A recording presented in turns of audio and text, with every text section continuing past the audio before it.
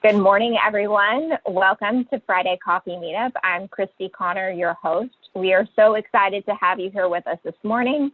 Friday Coffee Meetup is the largest active entrepreneurial tech innovation meetup in Los Angeles, California, with about 7,000 members. We are traditionally an in-person meetup, but due to the COVID-19 crisis, we've turned to virtual. So we are so happy to have the ability to reach people from around the world with our education and our topics. And although you're seeing my face right now, there is actually many people behind me that spend many hours and lots of effort to make this happen each week. You can see them on the screen. I also want to thank Echo Factory for sponsoring us. I want to point out a few people on the slide as well, Michael Castaneda and Justin. They run our YouTube and podcast channel. I have put that information into the chat window this morning. So if you haven't checked out those before, please check them out. We've had speakers for over 5 years that have really interesting topics and backgrounds that I think you would really enjoy. So feel free to check that out. We are grateful for you, our members, and that you can join us here, but we are looking forward to seeing your faces in person when we are able to get back to our normal programming. I wanted to let you know that I put some information in the chat window this morning. It includes Q&A. So Q&A will be handled not through the chat window, so don't put your questions there, but it will be handled through the Q&A panel. And that will happen after Valerie presents this morning. I would ask that you please be brief in your questions. If it's a paragraph, it's likely that I won't read it. I will warn you in advance. And I will try and aggregate questions and put them together so that they kind of follow the flow that we are working through. So we apologize in advance if we don't get to your question. We will try and do as many as possible. I have also put in the chat, please feel free and post any jobs that you're hiring for. We normally open this up at the end of the event to allow people to be able to post the jobs. So please put those in the chat window if you have a link. I have also posted information about Valerie in the chat window, so you have some extra resources there.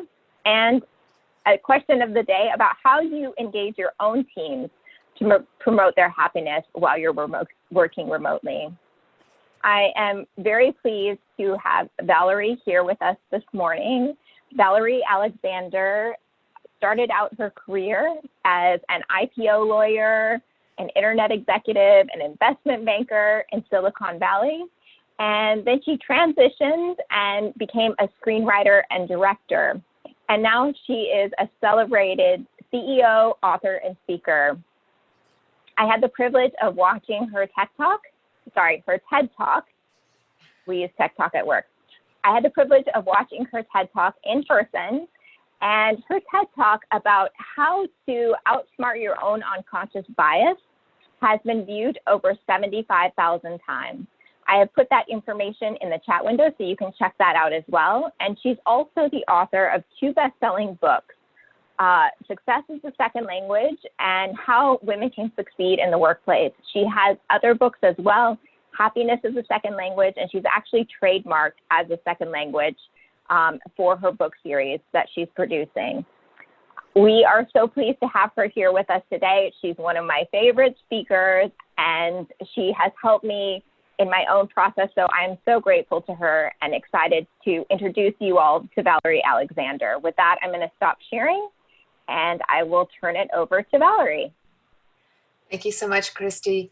You know how much I love Friday Coffee Meetup. This is my 4th time, I think, speaking, and this is a gathering that I love. I love this audience. It's so intelligent and professional, and it's just wonderful to be part of this group. So thank you. Thank you for inviting me back. I'm going to start today with a little bit of fun. So this is where we're starting. Trip Crosby has joined the meeting.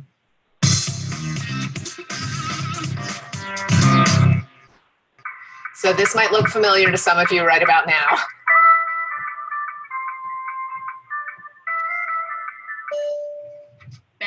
has joined the meeting. Hello? Tyler? No, this is Beth from ICS. Oh, hey, Beth. How are you doing? Oh, good. Yeah. Just making it, Tyler? Has joined the meeting.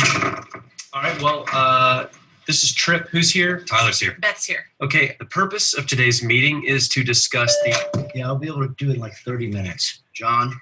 Has joined the meeting. Hi, John. Hi.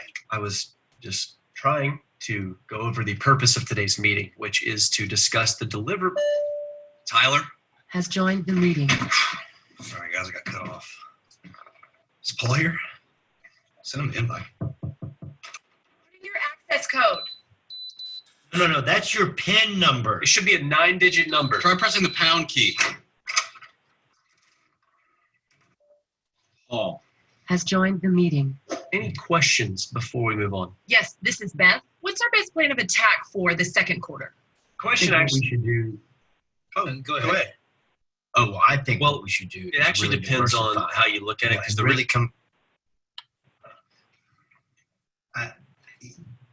Go ahead. Go ahead. I think Given what we- sales, we we're at a really- let me just say that Okay. that's a great graph, John. Tyler? Well, my main concern with the projections from year was that they're just insufficient. I mean, they're not even taking into account. Did we lose Tyler again? Hello? John, are you guys taking distributions? John? Oh, my bad. I was on mute. Let me start over. So I've prepared a presentation. I'm sharing it with all of you. You should be able to see it on your screen right now. Got it. I don't see a link anywhere. It says I need to download a plugin. We are all using Macs, I'm assuming. Yeah. How can you? Financials are looking great. Paul, do you have any comments on staffing? I was thinking about that because we get a few more contractor types in. Hold on, I'm sorry. Rex, get down. No, I feel like when I'm looking at numbers, so if we could really tighten that up, then I know. To me, staffing is a huge impact. Is that me? Is that me? It's not me. I don't think. I just want to go over a couple of details as we move into our next section here. We got 3 new departments coming on. I'm breaking up a little bit, guys. By the end of Q3. I'm So I need everyone to give me detailed evaluations each month so that we know. That's it, guys. Beth, you'll send out a recap email that could have basically taken the place of this whole meeting, correct? Yep, always do. Yeah, thanks for doing that, Beth. Dave, you been here the whole time? Yeah. Huh. Well, thanks everyone once again. Oh, one more.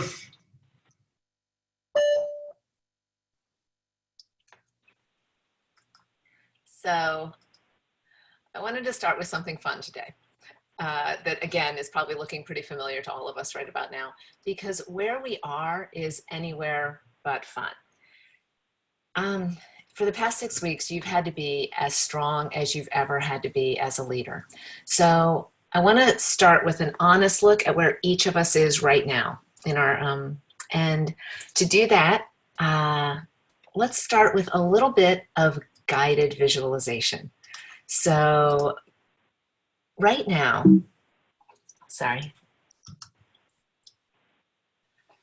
right now, close your eyes.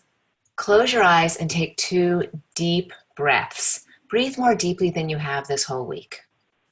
Now think of your favorite sport. It can be anything: football, soccer, chess, gymnastics, ice dancing, Fortnite. Pick a team playing that sport, and you're the head coach. So imagine coaching a team playing that sport. Now imagine the workforce at your company is the team playing. So now imagine that right now, today, what's happening in our country and in your company and with your people is what's happening with that team in that game or match. And guess what? It's not even halftime yet. So get a good mental picture of how you, as the head coach, might be feeling about this game. Think of 2 or 3 words to describe your mental state right now, and open your eyes. At the bottom of your screen is an icon that says chat.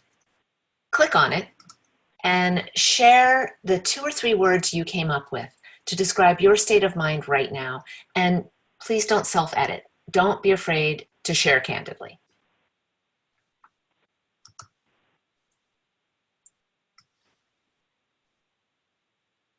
So we're gonna share some of the things that people are typing in right about now. Powerless, confused, hopeful, that's good, scared, completely. Optimistic, challenged. What's the focus and medium-term strategy? Stressed, confused, alone, grateful, frustrated. See, all of these reactions are perfectly normal. You'll notice, though, that there's a wide array from hopeful to scared and frustrated, because there is no one way of feeling right now. How you're reacting may be entirely different from how your colleagues are reacting, or your kids, or the managers in your company, or your workforce. So everyone is having a wide array of reactions to this, which makes it especially challenging to be a leader. We were all raised with the saying, do unto others as you'd have them do unto you. And somehow that got turned into the golden rule. That got turned into treat people the way you want to be treated. And you know what? This is the worst advice. The true golden rule is to treat people the way they want to be treated. Your obligation as a leader now, more than ever, is to put the time and effort in to figure out what each person needs and do whatever is in your power to provide it. So today we're going to talk about the leadership challenges of a remote workforce. We're going to talk about leading during a crisis and how you as a leader can get it right every time. And we're going to start with the leadership challenges of a remote workforce, because this is uncharted territory for many of us. The principles of leadership are the same, regardless of where your followers are. The number one factor that determines how happy someone is at work. And by the way, happiness and engagement are the same thing. The reason I talk about happiness is because happiness is about your employee.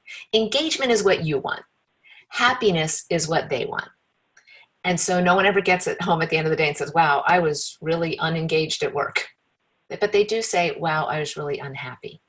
So it's the same management and the same principles to get to the same outcome that a leader will call engagement, but that your workforce just thinks of as their happiness. And the number one factor that determines how happy someone is at work is the sense of accomplishment they get from their job. And that makes sense. You love your job the most when you're getting things done, when you're making progress, when you're using your skills. The same is true for your workforce. Don't take that away from them just because you aren't all in the same place.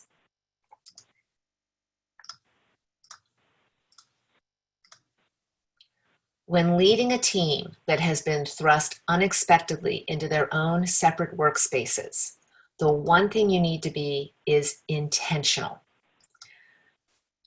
The leader whose managerial skills are characterized by MBWA will have to find another way to check on, supervise, and inspire the team. Here are things you used to do by instinct and happenstance, and now because the team is remote, you have to be intentional about them.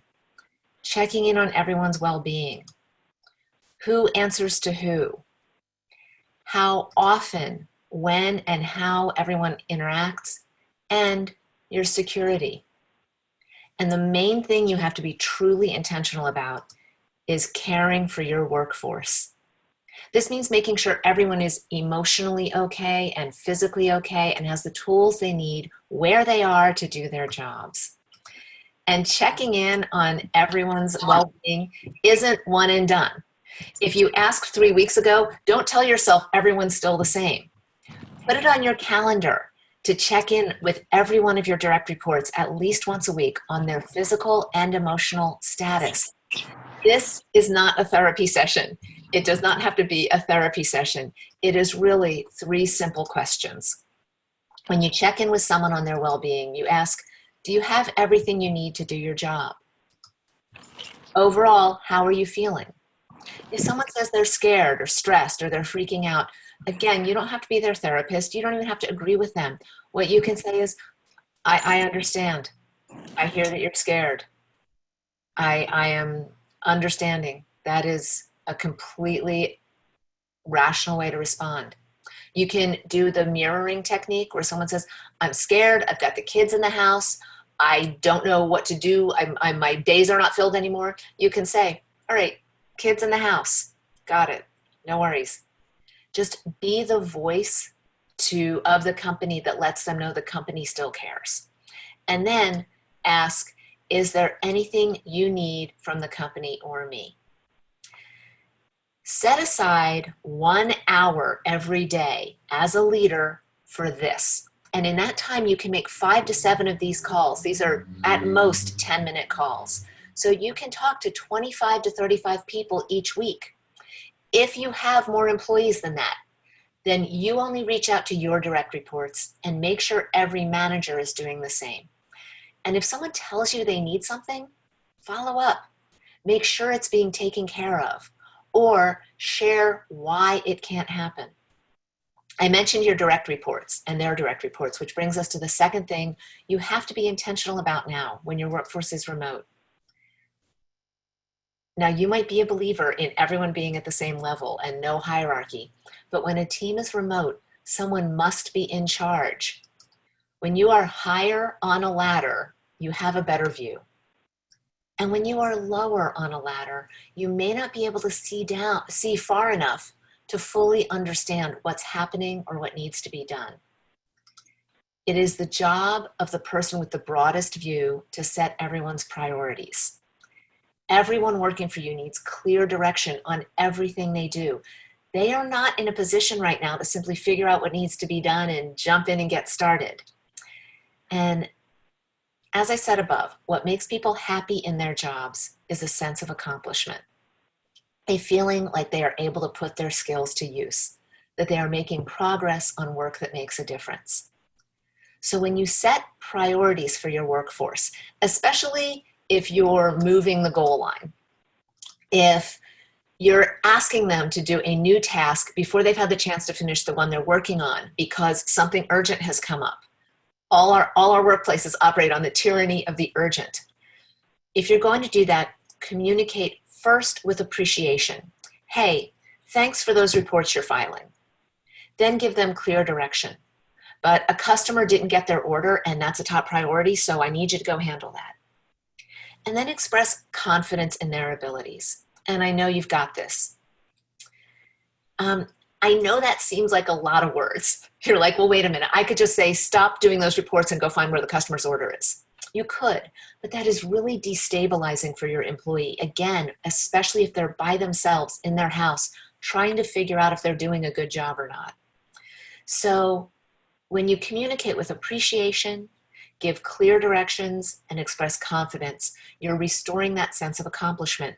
And you might be thinking, there is no way I am going to remember all of those steps.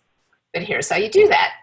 You rock your employees with AC/DC. Appreciation, clear direction, and confidence in their abilities. One of the things that happens during a crisis is that people feel out of control. So they focus on the minutiae, the things they can control. They micromanage or lead below their level. Make sure you're not doing this. Let your managers manage their people. Because that sense of accomplishment is so much harder to achieve when people aren't surrounded by colleagues or coworkers or getting feedback. And that brings us to how often, when, and how everyone interacts. In one of my online networking groups, in a thread about working from home, one woman said, my boss has discovered that he has nothing to do. He's scheduling all these ridiculous status check-ins. I never needed that before. Why do I need that now? And someone else replied, are you kidding? I'd love to hear from my boss on a regular basis. Both of these problems are solved when communication is intentional.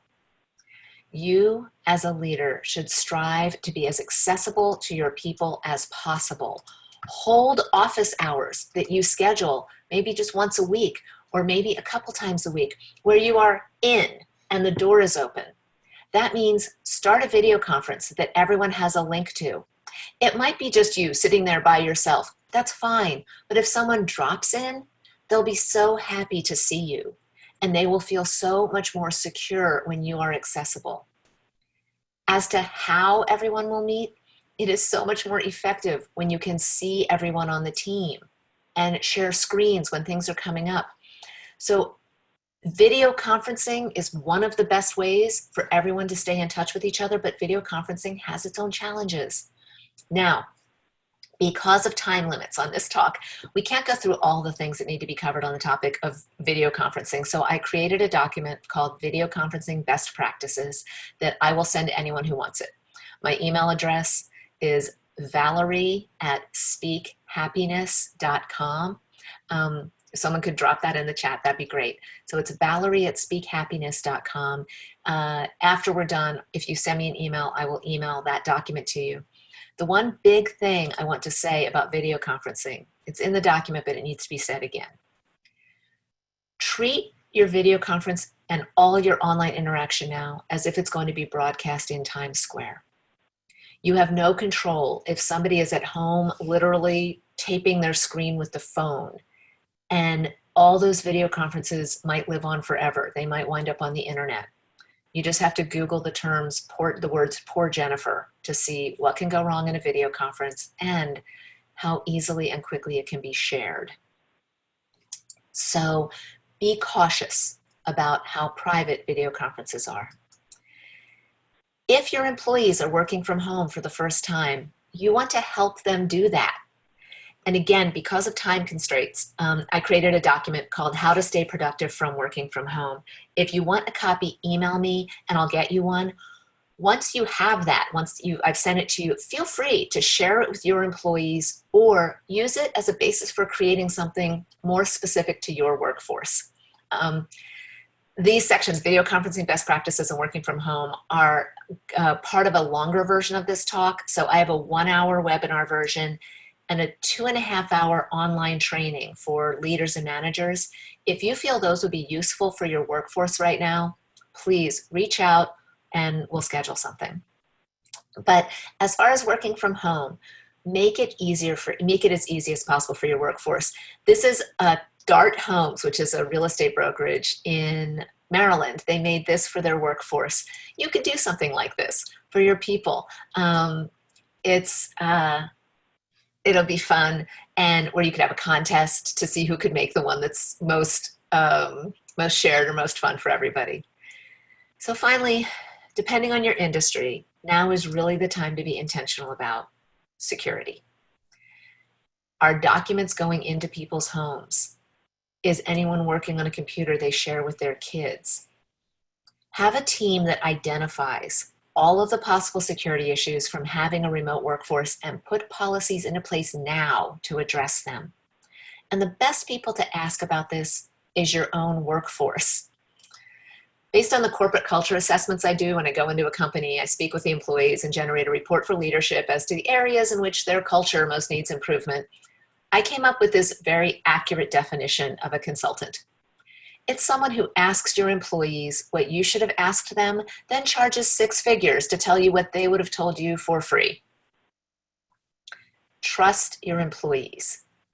The more you trust them, the more they will trust you. And something you need right now among everyone involved in your company's success is trust.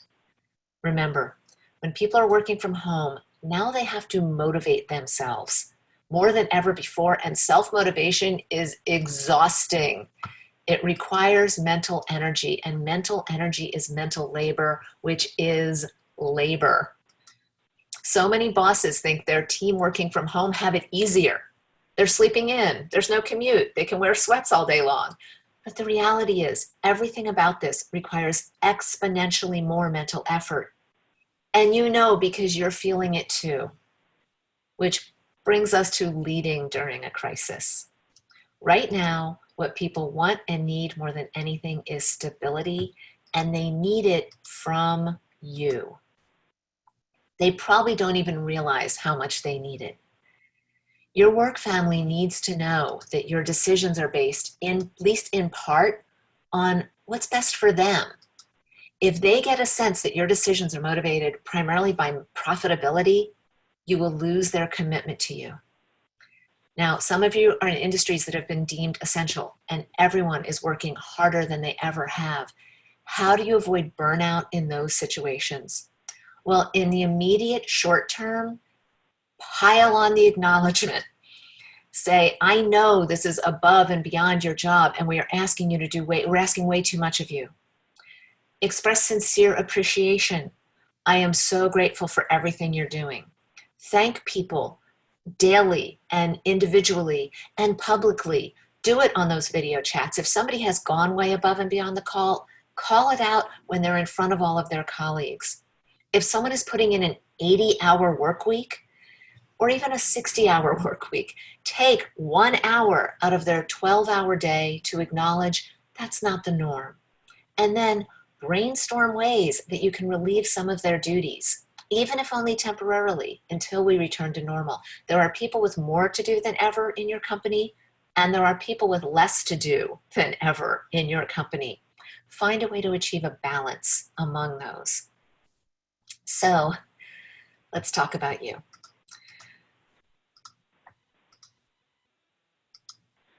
I know this is stressful for you, and you have your own mental exhaustion and emotional fatigue. It's okay to show that to your team, but if you do that, it has to come from a place of vulnerability without letting them doubt your strength and your ability to get everyone through this. When this crisis is over, and it will be, go to Hawaii and decompress, but right now, gain strength from how much people need you. Let their need be your fuel.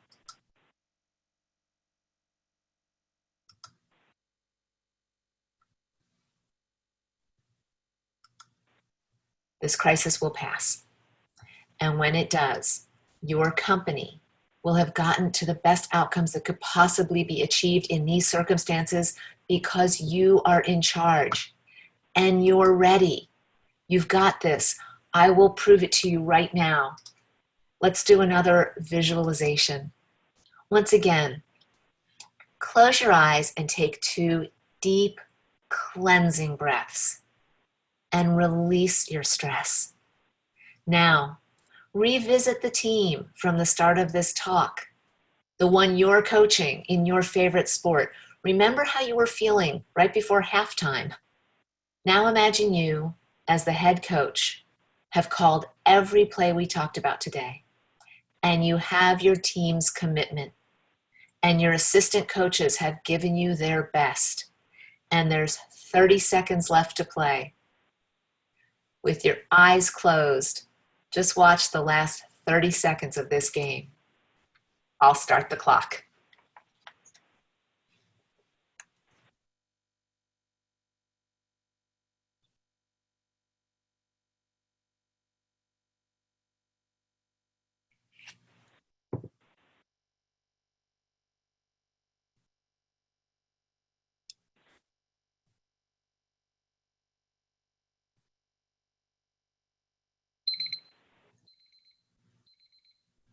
Time.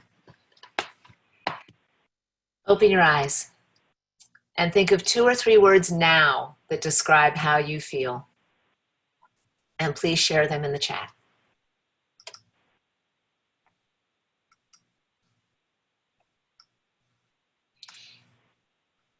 Empowering and motivated, energized, content, excited, empathetic, energized, hopeful, relieved, compassion. These are great. What a remarkable journey we've taken.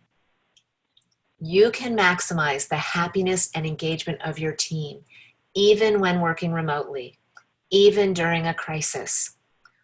All culture comes from the top down. All leadership comes from the top down. And you have all the tools you need right now to get it right. Thank you.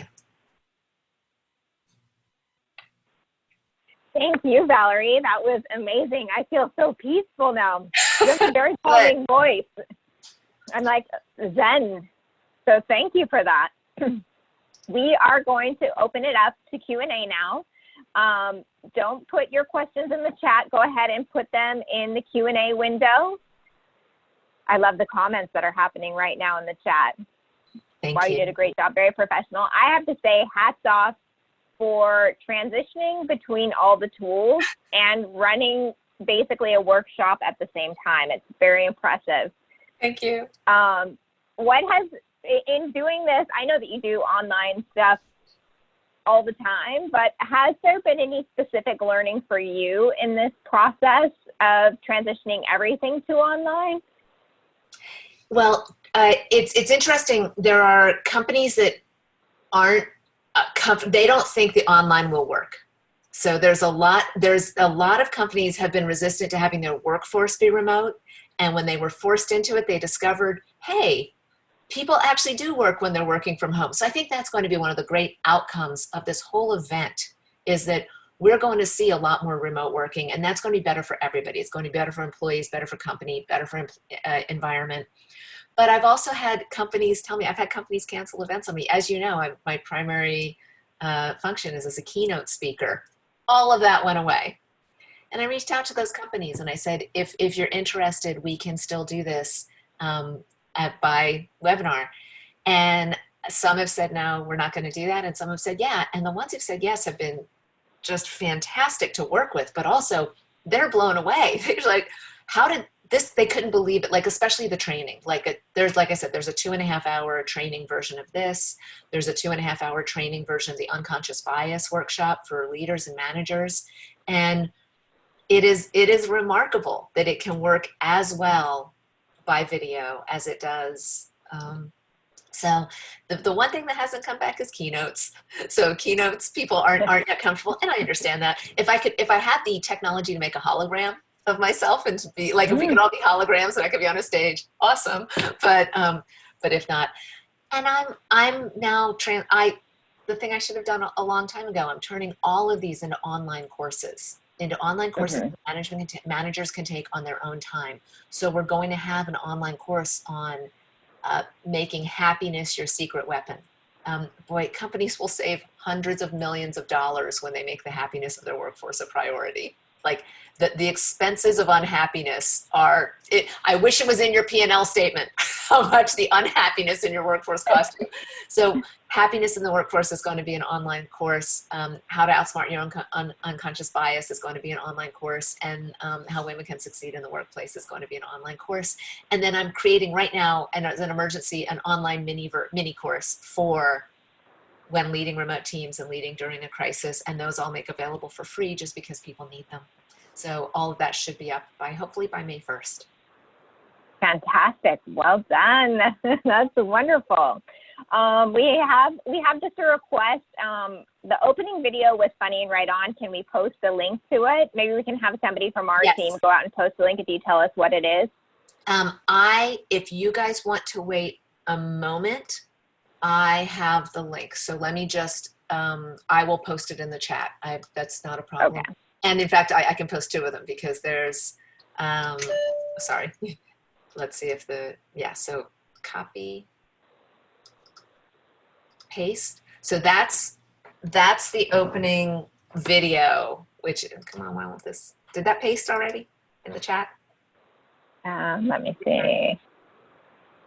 Oh, shoot, yeah, I'm going over to the chat. Yeah, that was my fault. It should have been all panelists and attendees. So, okay. I'm hitting return, but it's not, for whatever reason, my chat it's not letting me. That's super weird. That is super weird. So let me try it again.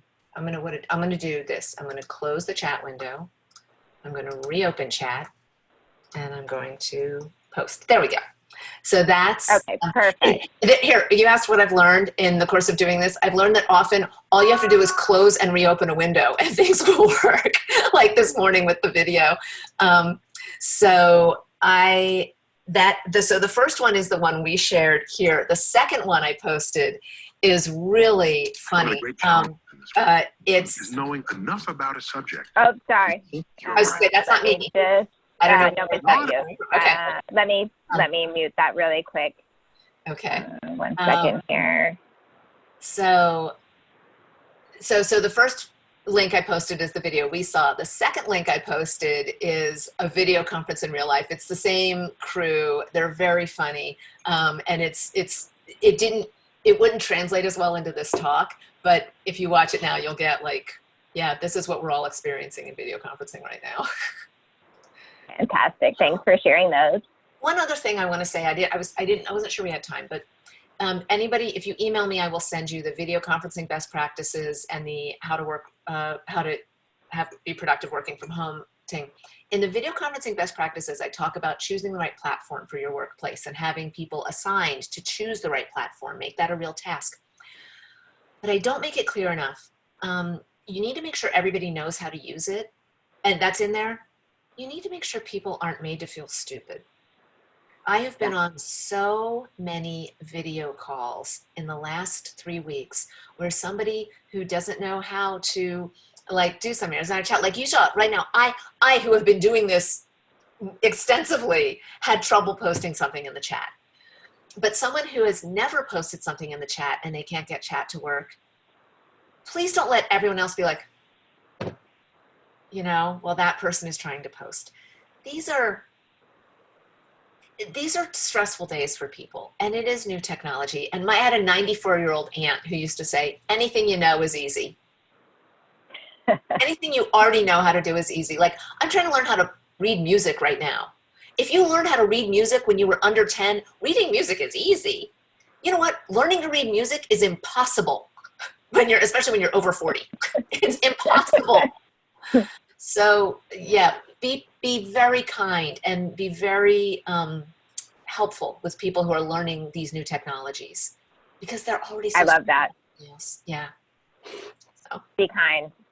Our next question is, I've managed remote workers before, but they chose to be remote and they thrive. For the others, should I engage with them differently now that I always have with my remote workers? Yes. Yes. The people who have been thrust into remote and maybe don't want to be doing it. I have one of my best friends, we were talking about this, and she said, I go to work to get out of my house. First off, you can add a little fun to some of your interactions. You can have like fun backgrounds. Here's a background I use fairly often when I'm in conversations. So you can have fun backgrounds. You can do that to make them feel a little more like part of the team. You can have a water cooler where 1 hour a day there's a video chat that's open for everyone to just go hang out. And there's no agenda. You can't talk about work. You can call it if you call it water cooler, you can't talk about work. So that's going to make it a little easier for those people. But also when you check in with them, say, how are you? What do you need? My friend who said she goes to work to get out of her house, she also said, this sucks. You know what? My chair at work is comfortable. I don't have a single chair in my house that I can sit in all day and work. That would be such an easy thing for her employer to fix. Send her chair. Or open the office one day and let her come pick up her chair. Anything, just make sure people are comfortable and they're getting what they need. I'll take away my it's space. So important. Actually, that brings us to the next question. They like how you've changed your background back and forth with the PowerPoint. They wanted to know a little bit about that and the dimensions that you use, because the image fits so perfectly. I will let you know, audience, I asked this question beforehand. And then also that I can answer this part about the Q&A feature. The Q&A feature is part of the webinar package. It's a special package beyond the normal package. So that's how the Q&A is answered. But I will let Valerie talk about her backgrounds and switching between areas. She's doing a great job. This was my secret web. I have this is the question I get on every webinar, because everybody's like, how did you do that? So I have not fed my PowerPoint into my background. What I've done is I've taken the key PowerPoint slides that are the most important, and I have created background slides out of them using literally a Word document, where I take a Word document, I put the slide up in the corner of the Word document, and then I screenshot it. And then I position myself around it. So I don't do it with every slide. I do it with the slides that I know we're going to have to go back to. Or for this talk, because we were on limited time, I couldn't do the 1 hour version, the 2.5 hour version. There's slides that I would use in the talk that I didn't get to use, so I just touched on. So I made the slides of those as background slides. And that worked really well. So like I said, it's not every slide, it's just a few. This is the one I'm most proud of because I love that slide. Very good. And then there's in the 1 hour version of the talk, I talk about when you go home and talk to your cat about how unhappy you are at work. We didn't get to it in this. And then I have one for a different talk I do where, or actually it's also in the longer version of this talk about how productive people are being and this. So I get asked about this more than anything else. It was my secret weapon. I think I now have to make a video explaining how to do it because everybody wants to know.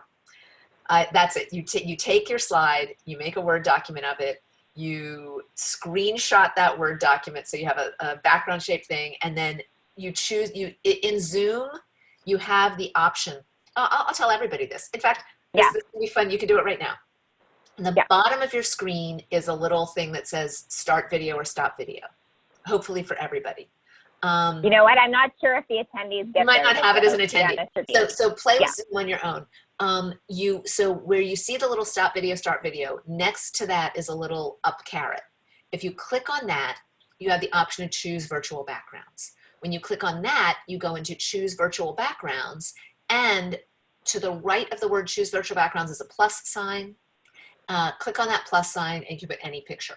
So I have made literally screenshots of all of the backgrounds I want as Word documents and then made them. So, and by the way, how to do it during the presentation, it is a very complex ballet. I mean, to go back and forth between sharing the screen, changing the background, advancing the slide, unshare the screen, go back to your talk. Before the first time I did this, which was about a week ago, I rehearsed, I think probably like 4 times. I went through the entire, and that was a 1 hour talk. I went through the entire 1 hour talk, and I will, you know what? I'll go one further for you. I'll be really nice and share a screen, which normally I wouldn't do, but this is just what, here. So I'm going to share this screen. So now you're seeing my whole desktop. Oh yeah. And you'll see, like, look at this, advanced slide, title background, stop share, advanced slide, meditation, share screen, title background. I mean, this is a really orchestrated thing, red smiley, stop share, all that stuff. And I do that like so that, because you can't not plan this. You can't just wing it. If you're going to do that kind of thing where you're changing your background, you're sharing a screen, you're advancing slides, it's amazing. Well done. Our next question, do you think the post-COVID-19 world will embrace online learning as a preferred means of work and communication? So I guess all three, online learning, communication, and work. Yes, I think we have opened so many people's eyes to the way of doing things electronically that they weren't doing before. So post-COVID-19, I think there'll be more remote work. I think there'll be a lot more online learning. Look at what our students are learning right now. Look at what high school and college and even grade school students are learning. They're learning, think about what this might do for sick days for kids. Like if you have to be homesick from school one day, maybe the classroom is going to have a camera in it. And a kid who's home from school sick can just be at school online. There are so many more things that we can that we are going to be able to accomplish. I'm having online learning with people in countries that I've never been to, and there's companies that are reaching out to me from those countries, and that there's no way they could afford for my travel and my fee to bring me there personally. Happy to talk to them about doing a webinar. Yeah. Fantastic. So we can look at new business opportunities, I think, as well, right? It's going to expand and provide new opportunities. Yeah. Oh, I just saw somebody in the chat said, look what parents are learning. Yeah. The first day of schools closed, I posted on Facebook. So I think all the parents in the world now have a new appreciation of teachers. I think parents are also learning, you know what, your kid is the problem. Right, exactly. The next question is, I've considered flex hours for employees given some of the homeschooling now, but unsure how to implement this and still be effective as a team. Any tips on this? Oh, completely. I've talked about this in the longer version of this. Check in with everybody and make sure that the people who don't have kids aren't being completely displaced by this. But it's a really good idea to have kid hours. Say the kid hours are 10 to noon and 2 to 4 every day, where your kids get to use the computer, or where you can, do the homeschooling that you're having to do with them. But make sure the people who are doing that know that it's still your work day. So if you're taking 3 hours to work with your kid, we need you to make up 1 to 2 of those hours. One of the worst things I've heard is leaders are complaining about, well, people are on their payroll, they're homeschooling their kid. You know what? That's not what that person signed up for. So don't make it 1-to-1. Don't say for every hour you spend homeschooling your kid, you have to spend an extra hour at the end of the day in the job. You're going to create so much burnout that way. Be very reasonable. But here's a possible thing. Maybe have a study hour for kids where, literally, I just thought of this. I'm going to add it now to the presentation. Thank you for the question.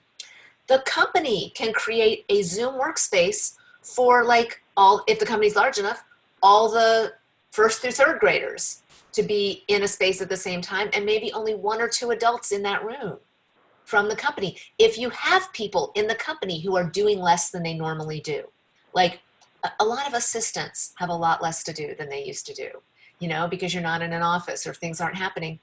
Let your assistant be the room monitor for the grade school kids and see, does anybody have any questions? So the kids can each be doing their own work, and then they can check in, and that alleviates that parent from having to do that.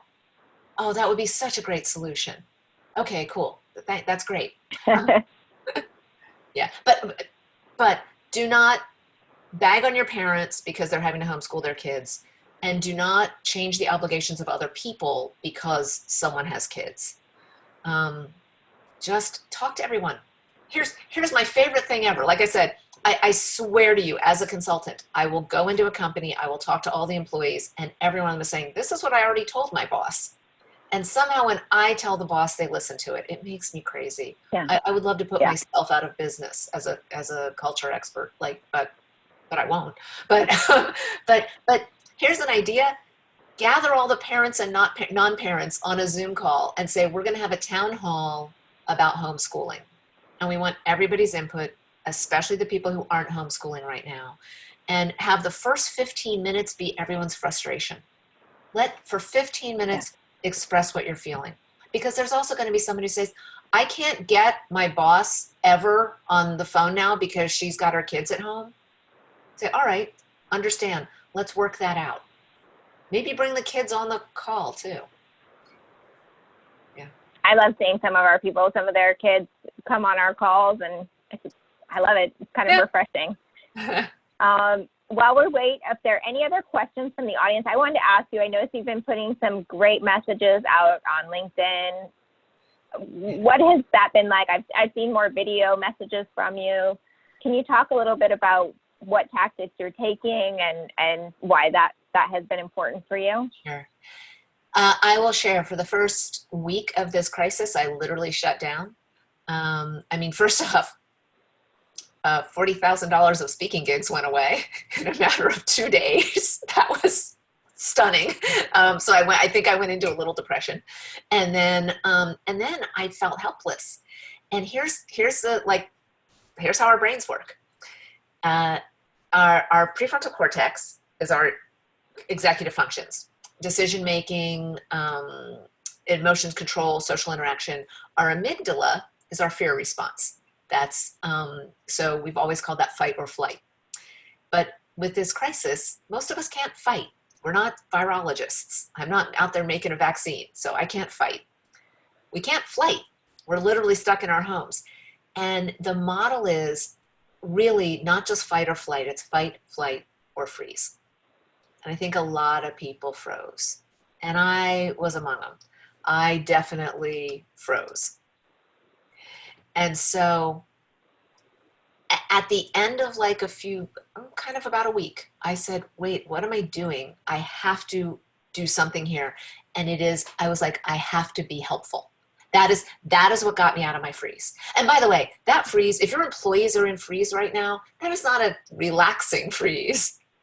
That's a high tension freeze.